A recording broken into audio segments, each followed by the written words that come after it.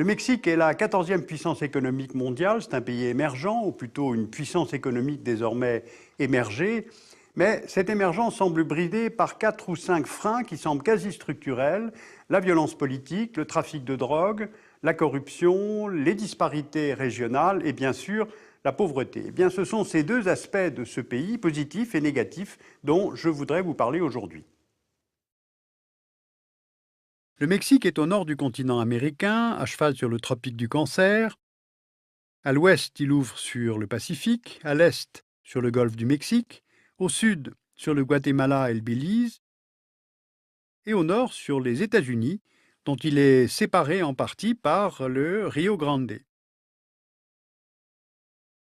La superficie du pays est de 2 millions de kilomètres carrés, soit environ 4 fois la France, et là vivent 115 millions de Mexicains, dont 85%, ce qui est important, sont catholiques.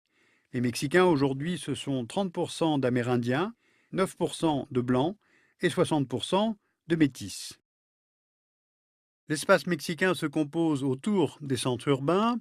La capitale, c'est Mexico, et sa zone métropolitaine abrite 18% de la population du pays, soit 20 millions d'habitants. C'est la troisième ville la plus peuplée au monde. Les plus fortes densités de population du pays se trouvent dans les hauts plateaux de l'intérieur, c'est-à-dire des terres froides ou tempérées. Qu'en est-il de l'économie du pays? Le Mexique est resté un pays agricole, il produit du maïs, le haricot, le coton, le blé, le café. Dans le sud, l'agriculture reste vivrière, dans le nord, elle est industrielle et exportatrice. Et on trouve aussi d'importantes ressources forestières. 30% du territoire est couvert de forêts. Et puis il y a les ressources minières comme le fer, le plomb, l'argent. Et la plus importante des ressources naturelles mexicaines, c'est le pétrole, avec des réserves prouvées qui s'élèvent à plus de 11 milliards de barils, soit les 18e réserves mondiales. Aujourd'hui, ces réserves terrestres diminuent, mais un gisement important a été découvert dans l'État de Tabasco fin 2012, et des gisements offshore sont régulièrement mis au jour dans le golfe du Mexique. Aujourd'hui, le Mexique, c'est le 8e producteur mondial de pétrole. Le premier partenaire commercial du Mexique, évidemment, sont les États-Unis, qui représentent 80% de ses exportations. Et depuis 1994, les deux économies sont liées par l'accord de libre-échange nord-américain, l'ALENA, appelé aussi NAFTA en anglais. Et ce qui exprime bien les liens étroits entre les deux pays, ce sont les maquiladoras, c'est-à-dire des usines d'assemblage installées de part et d'autre de la frontière. Aujourd'hui, sur l'ensemble du territoire mexicain, il existe plus de 5000 maquiladoras qui emploient près de 2 millions de personnes. Rien qu'à Ciudad Juárez, on compte plus de 330 maquiladoras qui emploient près de 180 000 personnes. Le concept, c'est celui d'usines jumelles. Au sud, la main-d'œuvre qui assemble des produits manufacturés à faible valeur ajoutée. Au nord, les fonctions d'encadrement et de gestion. Et ce sont désormais des villes entières qui sont jumelées, à l'image de San Diego et Tijuana, d'El Paso et de Ciudad Juárez, ou encore Laredo et Nuevo Laredo. Et quant à la frontière en elle-même, c'est la plus traversée au monde. À Tijuana, par exemple, on compte 250 000 passages par jour en moyenne. Une étude du centre de recherche Pew Hispanic indique plusieurs choses intéressantes. Entre 1995 et 2000, soit 5 ans, près de 3 millions d'immigrants en provenance du Mexique sont entrés aux États-Unis, légalement ou illégalement, et 670 000 immigrants hispaniques sont retournés vivre au Mexique. Entre 2005 et 2010, ils sont officiellement près de 1,5 million d'immigrants à quitter le Mexique pour les États-Unis, mais cette fois autant d'immigrants à retourner vivre au Mexique, soit un bilan migratoire nul entre les États-Unis et le Mexique sur cette période. Et depuis 2010, le nombre de Mexicains qui quittent les États-Unis est plus important que ceux qui y entrent. Alors pourquoi un tel revirement? Le renforcement des contrôles, la construction d'un mur de plus de 1000 km, soit un tiers de la frontière, de la Californie au Texas, la hausse des reconduites à la frontière et aussi la faiblesse du marché du travail aux États-Unis. Maintenant, il y a aussi la frontière sud du Mexique. 1150 km de frontière séparent le Mexique du Guatemala et de Belize. Et de par sa situation géographique, ce pays est donc le passage obligé pour les migrants qui viennent d'Amérique latine. En moyenne, 2 millions d'entrées sont enregistrées chaque année, cette fois vers le Mexique, et c'est un chiffre qui ne compte pas les entrées illégales. On a donc d'un côté un Mexique tourné vers l'Amérique du Nord, notamment grâce aux accords ALENA, aux maquiladoras, et de l'autre, un Mexique qui appartient bien sûr à l'Amérique latine pour des raisons historiques, culturelles et économiques aussi. Il est lié au groupe de Rio et il est lié aussi à la CELAC, communauté d'États latino-américains et caraïbes. Alors est-ce qu'on peut comprendre le Mexique comme étant une passerelle entre les deux ensembles? Eh bien pour répondre, changeons d'échelle. Le Mexique est membre de l'OCDE, c'est la deuxième puissance économique d'Amérique latine après le Brésil, la 14e puissance économique mondiale devant la Corée.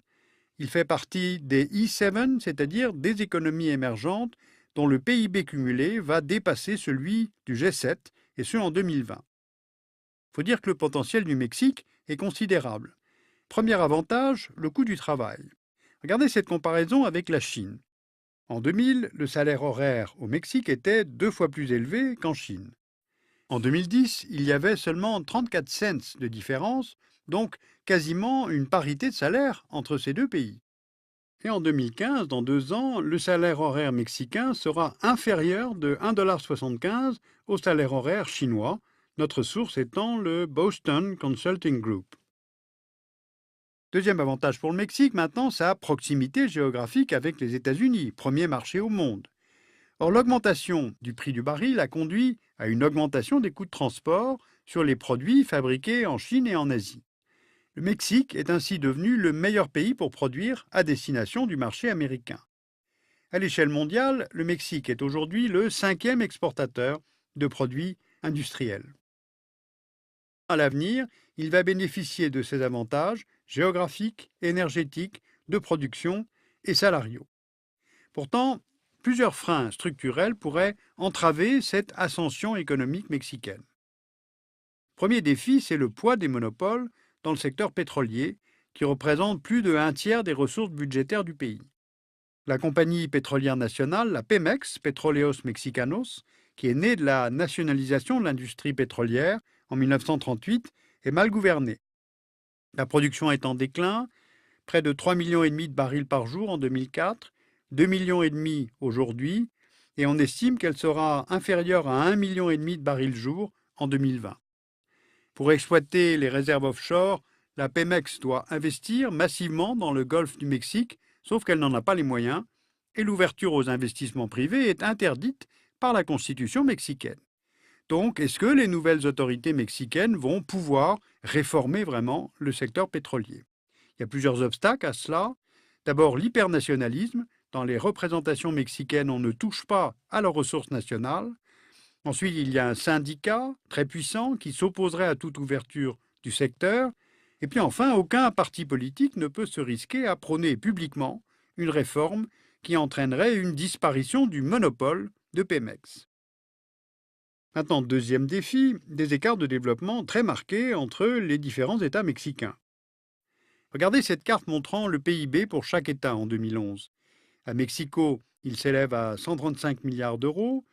Dans l'État de Quintana Roo, environ 11 milliards d'euros, soit 12 fois moins qu'à Mexico. Et les écarts de développement sont donc importants entre le nord et le centre, relativement riches, et le sud, où l'on trouve les États les plus pauvres. Troisième défi, la lutte contre les cartels, dont nous avons symbolisé les emprises sur cette carte. Le Mexique se trouve sur la route qui relie l'Amérique latine au premier marché mondial de cocaïne, les États-Unis. Et les cartels que vous voyez ici s'affrontent pour le contrôle de cette route. En 2006, le président Calderón a fait de la lutte contre les cartels une de ses priorités. 50 000 militaires ont été temporairement déployés pour des missions d'ordre public. Or, cette mesure a accru la violence dans le pays. La politique militariste de Calderón a entraîné une guerre féroce entre les cartels concurrents, augmentant en fait la violence. Car les cartels ont développé de nouveaux types de ressources, comme le kidnapping, les extorsions, le trafic de personnes, les assassinats.